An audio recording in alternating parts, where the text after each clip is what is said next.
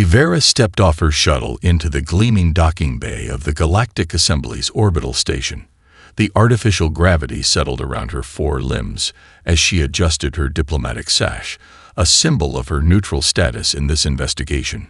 Two human representatives waited for her, a tall male with dark skin and a shorter female with silver-streaked hair. "Dr. Kivera, welcome to Earth orbit," the woman said with a smile that exposed her flat teeth. "I'm Director Amara Chen of the Diplomatic Corps, and this is Colonel Jason Okafor, our military liaison." Kivera noted how the colonel stood slightly behind the diplomat, a subtle positioning that many species would miss, but that told her volumes about human power structures. They prioritized words over weapons, at least in appearance. "I appreciate your cooperation," Kivera said, her translator module softening her natural clicking speech. Many in the assembly find her species' stance puzzling. As they walked through the station's curved corridors, Kivera observed the human crew members they passed. Each one smiled or nodded in acknowledgement, friendly gestures that somehow made her scales tighten with unease. Inside a conference room, with a spectacular view of Earth's blue-white curve, Colonel Okafor activated a holographic display showing various conflict zones throughout the galaxy. In the past standard decade, there have been 23 interspecies armed conflicts, he explained, his voice surprisingly gentle for a military officer. Humans have participated in none, despite provocations in at least 7 instances. Director Chen gestured to a specific glowing point. "The Oraki incursion into your mining facilities on Ta City would have triggered immediate military response from any other species, yet you sent negotiators," Kivera noted. "We find violence inefficient," Chen replied, her eyes never leaving Kivera's face. "Inefficient," Kivera repeated. "Not immoral or frightening." The colonel's laugh rumbled deep in his chest. "Oh, we find it terrifying, Dr. Kivera. That's precisely the point." Later that day, Kivera was given permission to observe an educational facility. A school, the humans called it. Children between the ages of 6 and 10 standard years played in an outdoor area, supervised by adult humans who seemed remarkably at ease given the chaos. "What are they doing?" Kivera asked her guide, a teacher named Miss Patel. "That's capture the flag," Miss Patel explained. "It's a game." Kivera watched as the children divided into teams, developed complex strategies, created diversions, and executed coordinated attacks to capture fabric pieces. Their faces showed intense concentration broken by moments of wild celebration or tactical regrouping after failures. "They're practicing war," Kivera observed. Miss Patel looked surprised. "No, they're learning teamwork, strategy, and how to lose gracefully." She smiled. "Also how to run off some energy before mathematics lessons." That evening in her assigned quarters, Kivera reviewed Earth's historical archives. The scope of human conflicts was staggering. World wars that engulfed entire continents, weapons of mass destruction deployed against civilian populations, ideological battles spanning generations. The death tolls alone were incomprehensible. Yet interspersed with these horrors were incredible acts of mercy, enemies who became allies within a single generation, reconstruction efforts that rebuilt former adversaries, international laws created specifically to limit warfare's brutality. Kivera composed her initial report to the assembly with growing certainty that she was missing something fundamental about humanity. A species with such capacity for both extreme violence and extraordinary compassion was not simply choosing pacifism out of moral elevation. As she prepared for sleep, her communication panel chimed. It was an invitation from Admiral Hassan of Earth's Defense Forces to observe a training exercise the following day. The message ended with a curious phrase. "To understand why we avoid war, you must first understand what we become when we fight." Kivera felt a chill despite her quarter's comfortable temperature. She was beginning to suspect that humans weren't avoiding war because they feared losing. They were avoiding it because they knew exactly what winning would cost, not just their enemies, but themselves. Kivera's shuttle descended through swirling clouds toward the Arturian Elder Care Facility on Proxima Centauri II. The sprawling complex integrated seamlessly with the lush landscape, a testament to Arturian respect for natural surroundings. As the craft landed on a moss-covered pad, Kivera rehearsed her questions one final time. The answers she sought were locked in the memories of perhaps the last living witness to humanity's first contact, memories that had somehow been deemed too sensitive for the official record. A caretaker led Kivera through winding corridors lined with bioluminescent plants. Ambassador Shen La rarely receives visitors these days, the young Arturian explained, her skin shifting through concerned purple hues. Please keep your meeting brief. Excitement is not good for his heart. The room they entered smelled of medicinal herbs and age. By the window sat an Arturian far older than any Kivera had encountered, his once vibrant skin now faded to pale blue-gray. Thin hands rested on a blanket woven with symbols of diplomatic service. Ambassador Shenla, Kivera said with the formal greeting bow of his generation. Thank you for agreeing to speak with me. Shenla's eyes, still sharp despite his years, studied her critically. You seek information about the humans, he stated flatly. Why disturb an old diplomat's retirement for what is already documented? The official records are incomplete, Kivera replied, particularly regarding the neurological scans your team conducted during first contact. Shenla's skin flickered briefly with yellow surprise. Those were classified, by mutual agreement with the humans themselves. Yet you kept copies, Kivera said softly. Outside official channels. A faint smile creased Shenla's face. Sit, investigator. I have little time for games. He gestured toward a chair. Yes, I preserved the scans. I believe they may one day save countless lives. Shenla activated a small device on his wrist. The room's lighting dimmed as a holographic display emerged between them, showing brain scan imagery split into comparison panels. Left side. Standard Arturian neural patterns during diplomatic negotiation. Right side. Human patterns during the same conversation. Shenla explained. Notice the frontal lobe activities. Where we process information linearly, their minds branch into countless parallel pathways. The display shifted to a different scan. This is when we deliberately introduced a potential conflict scenario. A resource dispute in a shared system. Watch. Kivera leaned forward, fascinated. The human brain scan erupted with activity, sections lighting up in cascading patterns faster than seemed possible for conscious thought. What am I seeing? She asked. War, Shenla said simply. Not planning for it, experiencing it. In seconds, this human diplomat had mentally simulated thousands of conflict scenarios, casualties, resource allocations, psychological impacts, and tactical variations, all while maintaining a perfectly pleasant conversation about cultural exchange. Kivera's scales tightened involuntarily. How is this possible? Evolution, Shenla sighed. Humans evolved not just as predators, but as predators who hunt other intelligent, tool-using predators themselves.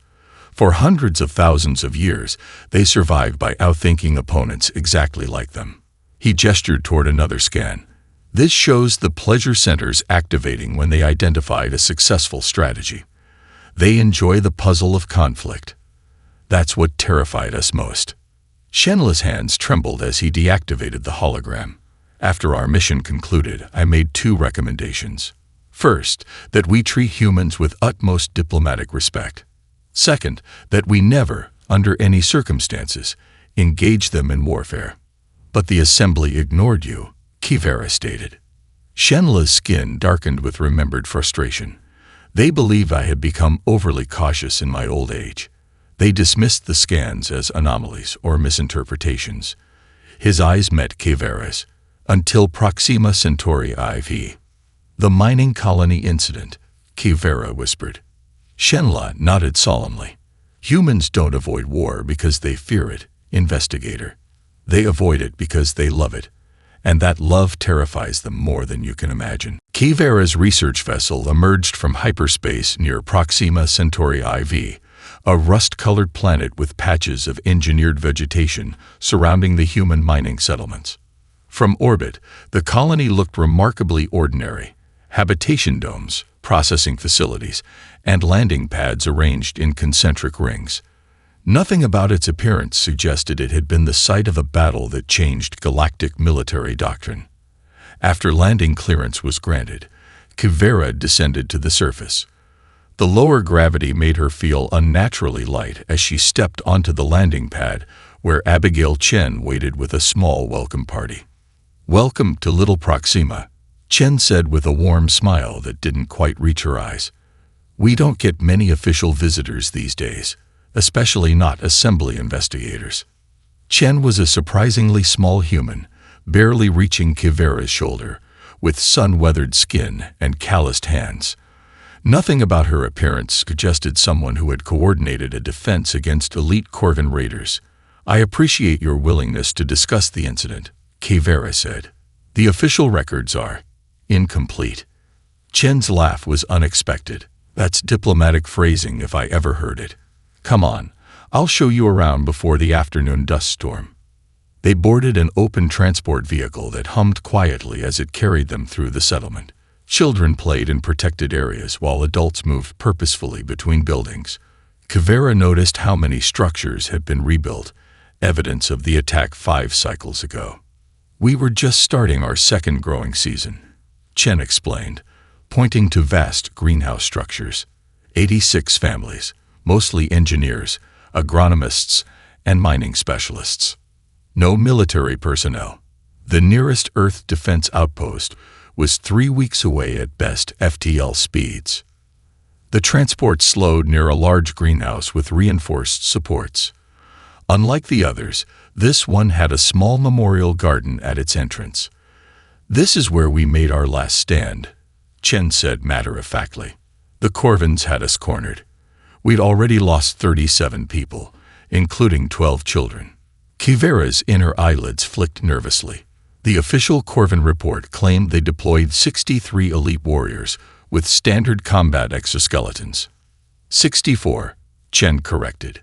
"We counted the bodies afterward." The casual way she delivered this information sent a chill through Kivera's scales. She had reviewed the censored footage of the battle, but seeing the actual location made it viscerally real. "You had no defensive weapons," Kivera stated. Chen shrugged. "We had mining explosives, industrial chemicals, agricultural processing equipment, and absolute determination. Turns out that's enough." Inside her research vessel that evening, Kivera reviewed the uncensored battle recordings obtained through diplomatic channels. The footage was disturbing in ways that technical reports couldn't capture. A human male using a mining laser to cut through Corvan armor while already bleeding from multiple wounds. 2 human females creating improvised explosives from fertilizer components, while a third provided covering fire with nothing more than a rudimentary projectile weapon. Most haunting was the footage of Chen herself, cornered by 3 Corvan warriors after evacuating a group of children. The small woman showed no fear as she triggered a chemical reaction that engulfed all 4 of them in caustic vapors. Somehow, she had survived. All 3 Corvans had not. Kivera paused the recording and contemplated what she had witnessed. The humans hadn't fought like soldiers defending territory. They had fought like cornered predators defending their young, with a ferocity that transcended training or technology. When darkness fell over the colony, Kivera sought out Chen again. She found the colony leader tending the memorial garden, small lights illuminating names etched in stone. "What happened to the Corvan survivors?" Kivera asked. Chen's expression remained neutral. "We treated their wounds and released them." "You showed mercy," Kivera observed with surprise. "No," Chen replied, her voice suddenly distant. "We sent them home to tell others what happens when you threaten human children." She met Kivera's gaze directly. "That wasn't mercy, investigator. It was the most effective warning we could deliver." The military training facility was buried deep beneath the Rocky Mountains, its existence barely acknowledged in official records. Kivera followed Admiral Hassan through security checkpoints where scanners analyzed everything from retinal patterns to gait mechanics.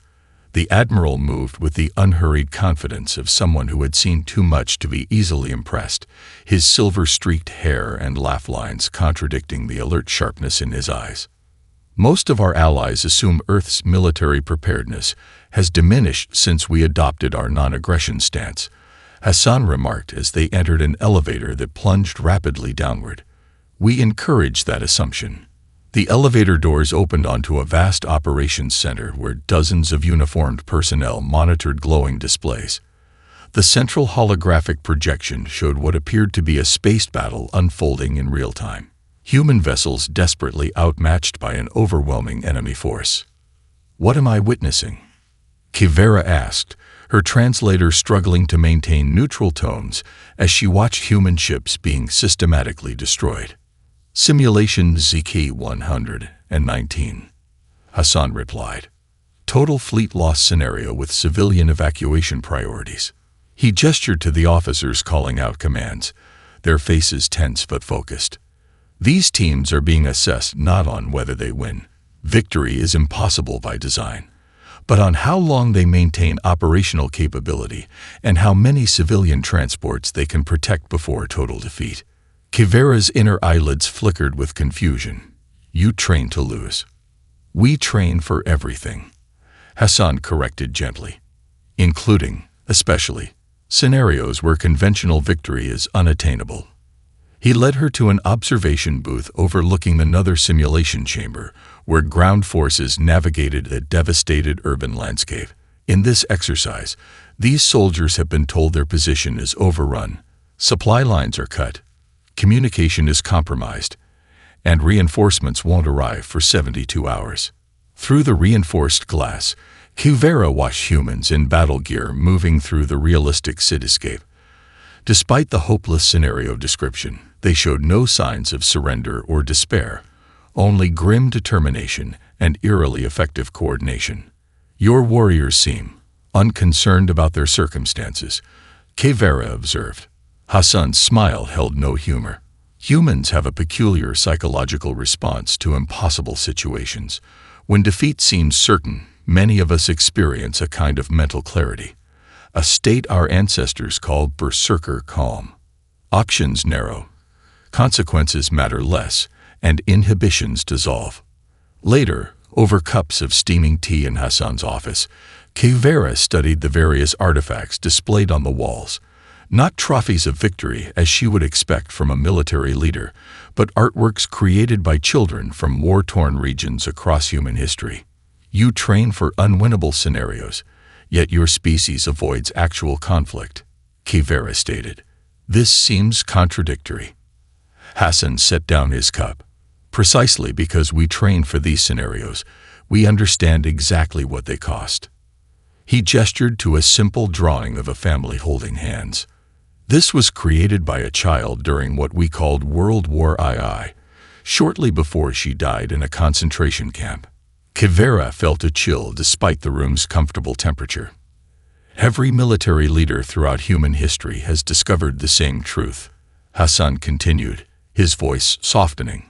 "Humans can endure almost anything when survival demands it. We can adapt to any weapon, counter any strategy, and continue fighting long past the point where reason dictates surrender." He looked directly at Kivera. "That capacity terrifies us more than our enemies ever could." "I don't understand," Kivera admitted.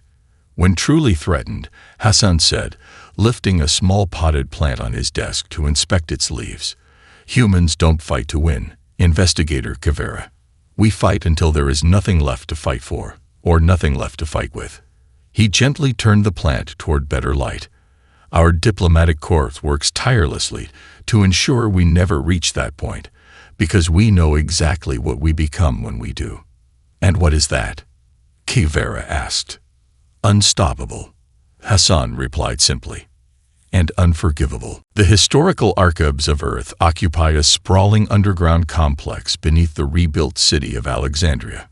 Kivera followed Dr. Eleanor Park through security measures that rivaled those at the military facility, an unexpected level of protection for what should be merely academic records.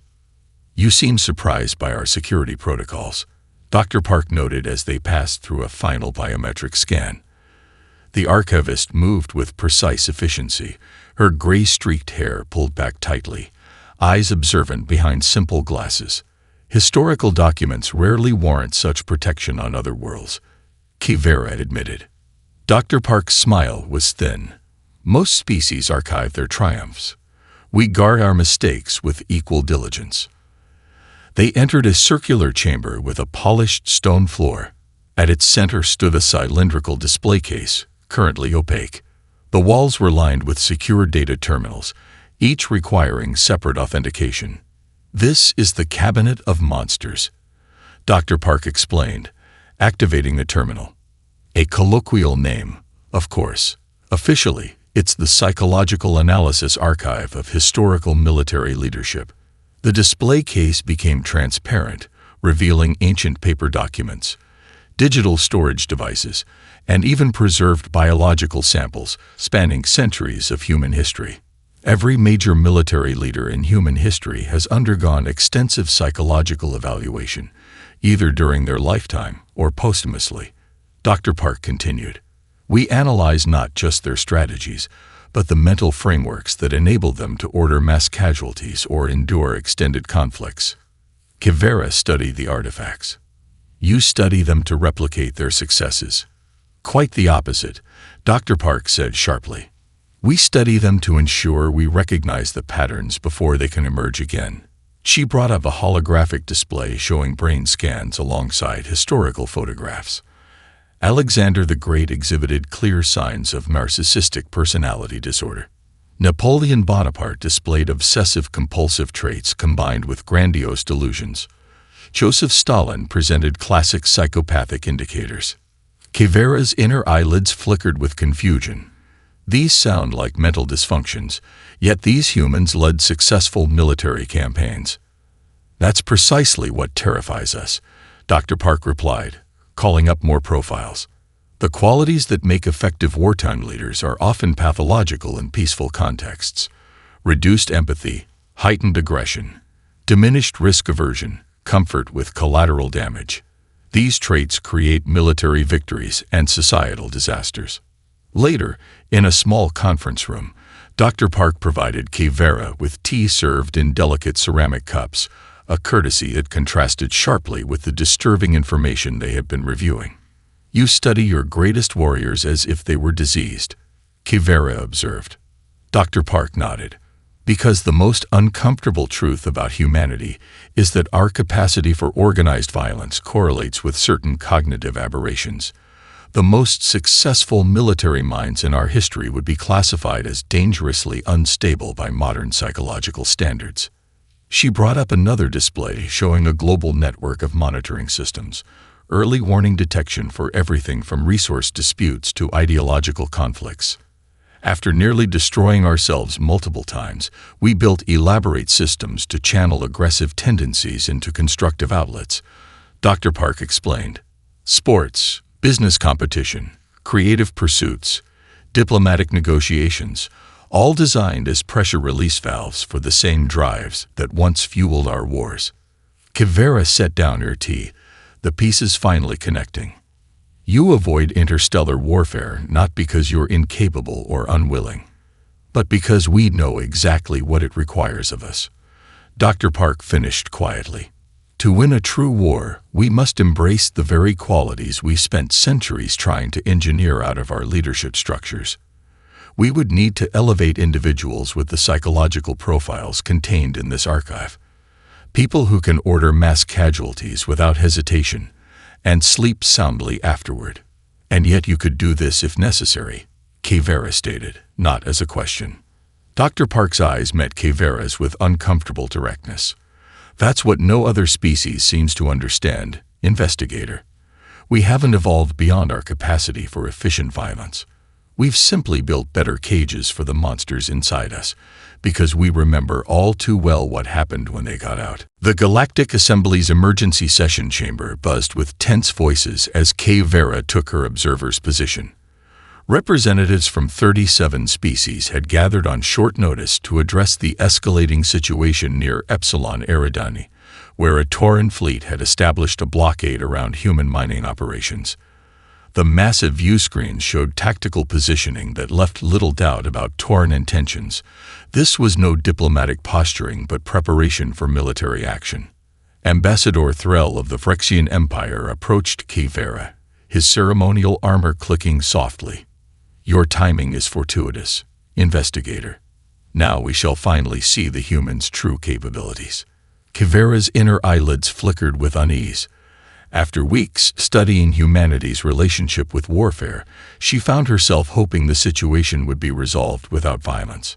"The humans have requested to address the assembly," announced the chair being, a gelatinous Meridian whose translucent body pulsed with stress indicators. The central platform, illuminated as Maria Chen, Earth's senior ambassador, appeared via quantum projection. Unlike previous sessions where she wore formal diplomatic attire, Chen now appeared in a simple gray uniform bearing no insignia or decorations. "The Tauran Collective has positioned war vessels around our legally established mining colony at Epsilon Eridani," Chen stated without preamble, her voice calm but carrying throughout the chamber. "They have rejected 3 diplomatic entreaties and disabled our communication arrays. Their intentions are clear." Murmurs rippled through the chamber. The Tauran representative, Admiral Kexnar, rose to his full height. The resources of that system were claimed by the collective generations before humans achieved space travel. "This territorial dispute has been under negotiation for 2 standard years," Chen responded evenly. "Unilateral military action violates Section 12 of the Galactic Conventions."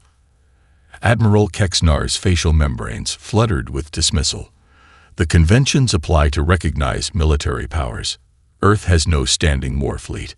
You cannot expect diplomatic protection when you bring no strength to enforce it." A subtle smile crossed Ambassador Chen's face, an expression Kivera now recognized as dangerous rather than friendly. "We have transmitted a data package directly to your flagship, Admiral," Chen said. "I suggest you review it before proceeding further." The chamber erupted in confused discussion as the Tauran representative conferred urgently with his staff. Kivera's research access allowed her to glimpse the contents of this mysterious transmission. Neural scans of humans under combat conditions, historical footage of Earth's wars, detailed psychological profiles of human responses to existential threats, and testimonials from species who had encountered humans in conflict situations. 1 hour later, the Tauran fleet began a coordinated withdrawal from Epsilon Eridani. In the diplomatic lounge afterward, Kivera found herself seated beside the Tauran admiral, who stared into his untouched drink with uncharacteristic quietude. "May I ask what changed your position, Admiral?" Kivera inquired carefully. Kexnar's membranes pulsed with disturbed colors. "They showed us what they become," he said finally, his voice barely audible. "Their bodies produce combat chemicals that would kill most sentient species.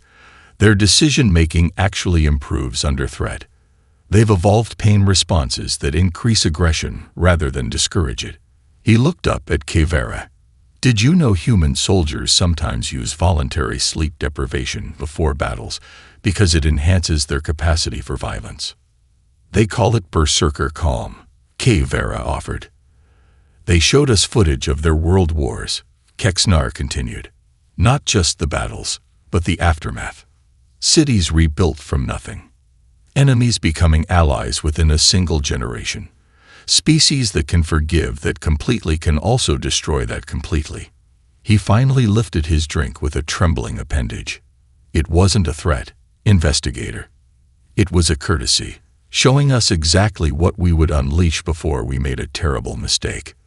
"The humans have never fought an interstellar war," Kivera observed. "And now I understand why every species should work to keep it that way," Kexnar replied. "They don't avoid war from weakness. They contain it, like a weapon too dangerous to use." The uninhabited moon orbited silently against the backdrop of a gas giant's swirling storms. Designated only as RX-7291, It had become the unlikely stage for a demonstration that would reshape galactic military doctrine for generations.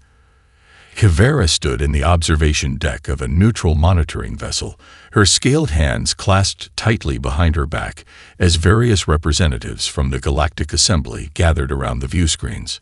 "This is madness," muttered a Delvian diplomat, their crystalline structure refracting light in patterns indicating distress. The humans should have rejected this challenge. The challenge in question had come from the Taurillian Dominion, whose expansion had been halted by humanity's established presence in 3 adjacent sectors. After dismissing the human warning transmission as psychological manipulation, the Taurillian High Command had proposed a controlled demonstration. 20 human volunteers against 100 Taurillian elite warriors, limited to conventional weapons on neutral ground. To everyone's surprise, Earth had agreed. Ambassador Chen stood apart from the other observers, her posture relaxed despite the tension permeating the chamber. Beside her, Colonel Okafor monitored equipment measuring atmospheric conditions on the moon's surface. "The parameters have been verified," announced the neutral Thraxian moderator. 20 human participants with limited armor and conventional weapons, 100 Taurillian elite warriors with standard combat exoskeletons. The engagement zone is 20 square kilometers of varied terrain. Medical extraction is available to both sides. The demonstration concludes when one side surrenders or is rendered combat ineffective. Kivera moved closer to Ambassador Chen. "These terms heavily favor the Taurillians. Why accept such disadvantageous conditions?" Chen's smile held no humor. "Because fairness isn't the point of this exercise, investigator." Below on the moon's surface, the human participants gathered in a loose formation. Through high-resolution imaging, Kivera could see their expressions, not grim determination or fear, but something more disturbing, a focused intensity that bordered on anticipation. They wore minimal protective gear and carried an assortment of seemingly primitive weapons. "They're smiling," observed a horrified Meridian representative. "Do they not understand their situation?" "They understand it perfectly," Colonel Okafor replied quietly. The signal was given. The Taurillian force, resplendent in powered armor that amplified their natural strength and speed, divided into textbook assault formations and advanced with mechanical precision. The humans, by contrast, immediately scattered in seemingly random directions, disappearing into the moon's rugged landscape. What followed defied conventional military analysis. The humans didn't engage in direct confrontation. Instead, they executed a bewildering series of asymmetric tactics, setting ambushes, creating diversions, using the terrain to separate Taurillian units, and striking only when they held overwhelming local advantage, despite their global numerical disadvantage. Kivera watched as 2 humans deliberately triggered a landslide to isolate a Taurillian squad, then disabled their armor with targeted strikes to previously unrecognized weak points. Another human, already wounded, led pursuers into a narrow ravine where 3 companions waited with improvised explosives. Most disturbing was their response to injury. A human female, struck by Taurillian fire, continued fighting with increased rather than diminished effectiveness, her movements becoming faster and more unpredictable as her vital signs indicated severe trauma. "Their neural chemistry is remarkable," commented a Thraxian medical observer, monitoring biological data. "Injury triggers a cascade of performance-enhancing compounds. They literally become more dangerous as they approach death." 27 minutes after it began, the demonstration ended. 83 Taurillian warriors had been neutralized. 9 remained combat effective, but requested immediate extraction. 8 were unaccounted for. Of the 20 humans, 14 remained standing, though most bore injuries that would incapacitate other species. In the observation vessel, silence reigned as the implications became clear. The Taurillian commander, his aristocratic features tight with controlled emotion, approached Ambassador Chen. "We withdraw our territorial claims," he stated formally, "and respectfully request all data on human combat psychology for study." Chen nodded once. Both granted, Commander. We look forward to peaceful relations. Kivera's private meeting with Earth's senior ambassador took place not in the formal diplomatic chambers of the Galactic Assembly, but in a small garden terrace overlooking the rebuilt city of Geneva. Maria Chen arrived alone, without the security detail customary for representatives of major powers. She carried only a simple wooden box, which she placed on the table between them. "Tea," Chen explained, opening the box to reveal ceramic containers and 2 cups. An Earth tradition for important conversations. She proceeded to prepare the beverage with practiced movements that suggested ritual significance. Kivera watched in silence, reflecting on the weeks she had spent investigating humanity's paradoxical relationship with warfare. What had begun as a suspicion of hidden weapons or strategic deception had revealed something far more complex and far more unsettling. "Your report to the Assembly will be submitted tomorrow," Chen stated, passing a steaming cup to Kivera. "Have you reached a conclusion about why we avoid interstellar conflict?" Kivera's inner eyelids flickered as she considered her response. "I believe I understand part of it," she said carefully.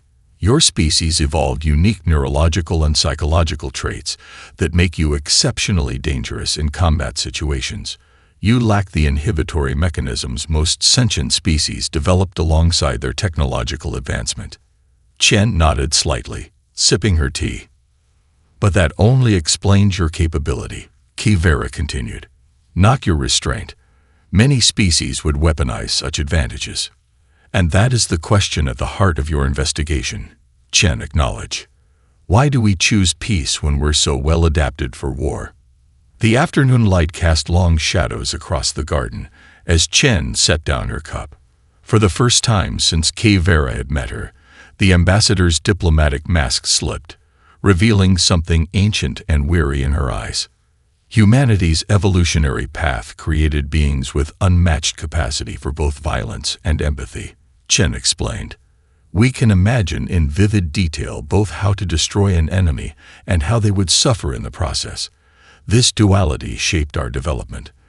The same brain that can plan elaborate killing strategies can also build complex societies based on cooperation." She gestured toward the rebuilt city below. 3 centuries ago, that city was reduced to radioactive ash in what we called the Third World War. When the survivors emerged from their shelters, they found a planet almost uninhabitable from weapons designed with the full creative capacity of the human mind. Kivera felt a chill despite the garden's warmth. "That was our crucible," Chen continued. "We realized that our technological advancement had outpaced our wisdom. Our capacity for invention had created weapons that could satisfy our capacity for violence too efficiently. We had to choose, evolve beyond our instincts or perish by them."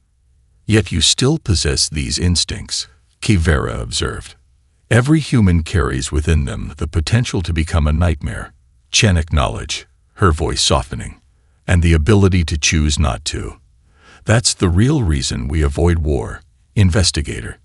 Not because we fear losing, but because we know exactly what winning would make us become." Chen refilled their cups with the last of the tea. "We've placed chains on our own nature for our benefit as much as yours, and we work every day to ensure those chains hold."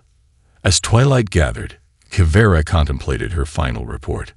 She had come seeking humanity's hidden weapons and instead found something far more profound. A species engaged in a constant internal struggle between their evolutionary heritage and their chosen future. "Your conclusion will shape how the Assembly perceives humanity for generations," Chen said quietly. "What will you tell them?" Kivera met the human's gaze. "The truth," she replied simply. "That the most remarkable thing about humans isn't their capacity for violence, but their capacity to recognize the monster within and still choose to be gentle. In this, they may be the wisest species among us."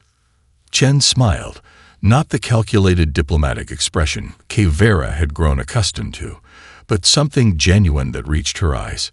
"We aren't wise yet," she said, "but we're trying to be."